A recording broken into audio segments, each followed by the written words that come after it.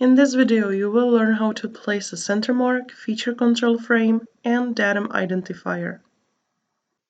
Let's create a center mark that will indicate a center of a rounded edge. Select Center Mark from the Geometry toolbar. Select the inner closed circular edge of the large opening on the front view and press the Escape key on your keyboard to complete the command. Now add a feature control frame, which is a rectangular frame that is divided into two or more sections. Select Feature Control Frame from the Symbols toolbar. On the front view, select the 2.25 dimension. Drag your cursor to the right and click to place the feature control frame. Press Enter to bring up the Feature Control Frame dialog.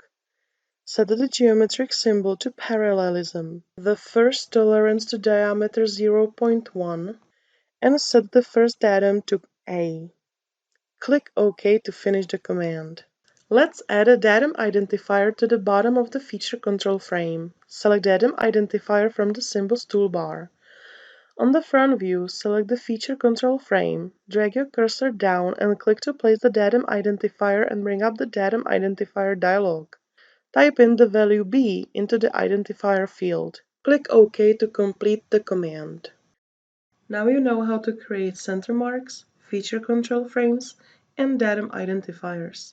Thanks for watching.